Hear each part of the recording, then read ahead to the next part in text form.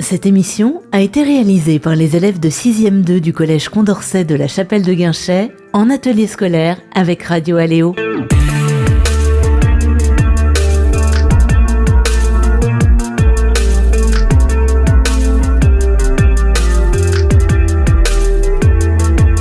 Notre classe de 6e réalise actuellement une enquête concernant la protection de l'environnement. L'occasion pour nous de nous interroger sur le rôle des femmes et des hommes politiques. Comment le département de Saône-et-Loire protège-t-il l'environnement ? Pour tenter de répondre à cette question, nous accueillons Catherine Amiot, vice-présidente en charge de la transition écologique. Bonjour Catherine. Bonjour à toutes et à tous. Vous êtes vétérinaire. Pouvez-vous nous expliquer votre lien avec les animaux et la nature ? Eh bien, tout simplement, j'ai grandi dans un tout petit village de Saône-et-Loire, un village de 100 habitants, et j'étais fille unique. Donc, je me suis connectée à la nature à partir du moment où on m'a offert un petit chien, et je suis partie dans les chemins de mon village pour me promener avec mon chien, et c'est là que je me suis connectée à la nature. Vous avez été vétérinaire pendant 12 ans. Quel est votre meilleur souvenir ? Quand on est vétérinaire, on a évidemment plein de bons souvenirs parce qu'évidemment, c'est une grande satisfaction de soigner les animaux, mais aussi de gérer les problématiques des propriétaires qui tiennent énormément à leurs animaux. Et un des souvenirs qui m'a marqué parce que c'était un moment assez particulier, j'étais de garde un jour de l'an et j'ai eu à soigner un animal qui s'était blessé à la chasse, qui était en danger de mort. Et c'était un moment un petit peu particulier parce que j'imaginais le reste de ma famille et de mes amis en train de faire la fête. Et moi, là, j'étais en train de soigner un animal et je l'ai sauvé. Et voilà, ça a été une grande satisfaction et le propriétaire également était heureux de pouvoir la semaine après repartir à la chasse avec son petit compagnon. Depuis 2021, vous êtes vice-présidente du département de Saône-et-Loire, en charge de la transition écologique. Qu'est-ce qui vous a donné envie de devenir femme politique ? Alors on va dire que c'est un peu le hasard ou l'alignement des planètes. Il se trouve que c'était un moment particulier où je m'interrogeais sur mon métier, dans une clinique dont l'activité ne me satisfaisait pas à 100%. Et puis en parallèle, on a eu une réforme des collectivités territoriales qui a amené vers la parité, c'est-à-dire que sur la gestion des cantons, on était amené à élire un homme et une femme. Donc un homme politique est venu me proposer de tenter l'aventure et j'ai dit ok, pourquoi pas, et puis ça a fonctionné, donc je me suis mis en retrait de mon métier, je reste vétérinaire, mais pour l'instant, je me mets au service de mon territoire. Pouvez-vous nous expliquer ce que veut dire transition écologique ? Eh bien, tout d'abord, ça implique la notion de changement. La transition, c'est un changement. L'écologie, ça implique donc un changement vers des pratiques qui soient les plus respectueuses de notre environnement, de la planète. Donc, ça implique de notre part un certain nombre de changements de pratiques et de comportements sur notre consommation et notre façon d'impacter notre belle planète. On parle beaucoup de sécheresse actuellement. Que fait le département de Saône-et-Loire pour préserver et économiser l'eau ?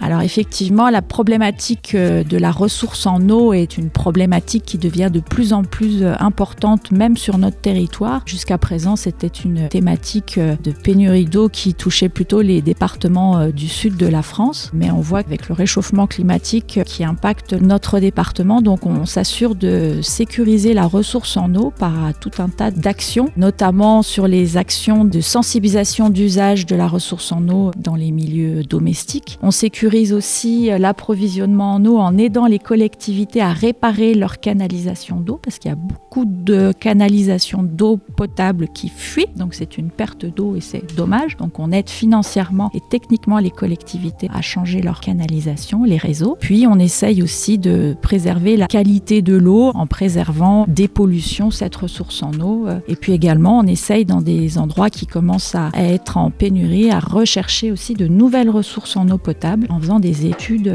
pour prospecter sur de nouvelles ressources. Les actions sont très très diverses, c'est extrêmement important.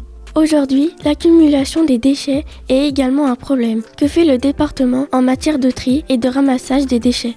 Vous savez, les collectivités, elles ont chacune leurs compétences. Alors, le tri des déchets n'est pas spécifiquement une compétence du département. C'est pas nous qui organisons et qui gérons cette compétence. C'est plutôt à charge des communes ou de regroupements de communes. Puis, c'est organisé à l'échelle de la région. Mais évidemment, en tant qu'usager, puisqu'on a tout un tas d'établissements sur le département, et par exemple les collèges, on essaye d'être exemplaires et de promouvoir un certain respect de cette gestion des déchets déchets en favorisant le tri, par exemple, des biodéchets dans les cantines des collèges. Et puis dans tous nos établissements, on essaye d'être exemplaires comme dans plein d'autres politiques. Grâce au plan environnement, le département consacre chaque année 5 millions d'euros à la nature. Pouvez-vous nous donner des exemples d'actions ?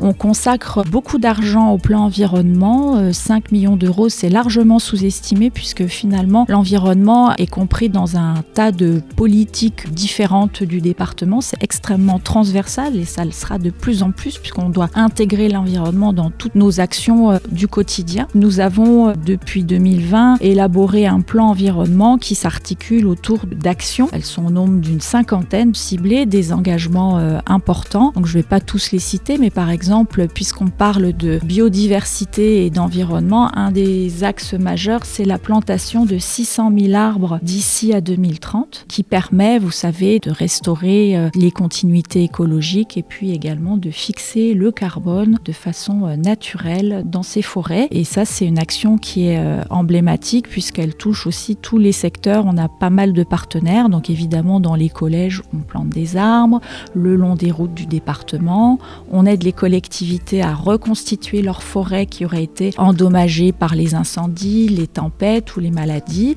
Et également, dans les milieux urbains, on aide à la création de parcs aux abords des immeubles pour que les habitants aient un cadre de vie intéressant. Et puis, on a évidemment le volet quantitatif, mais aussi qualitatif. On essaye de planter des essences qui soient favorables à la biodiversité et également qui soient favorables aux pollinisateurs. Donc ça, c'est une action emblématique de notre plan environnement qui nous tient à cœur et qui me tient à cœur particulièrement. Quels sont les sites naturels sensibles sur le département et pourquoi sont-ils en danger ? Les espaces naturels sensibles, donc là c'est une compétence historique du département, c'est à nous de gérer ces espaces. On en a 6 au total, donc on a l'étang de Pontoux, on a le marais de Montceau-l'Étoile, on a la lande de Nancelle et puis plus récemment on a l'étang du Pont du Roi dans l'Autunois, le marais de Massy vers Cluny et la forêt des grottes d'Azé. Ce sont beaucoup de milieux humides qui sont effectivement riches en biodiversité, donc vous imaginez qu'avec le réchauffement climatique, ces sites humides sont menacés de disparition, d'assèchement.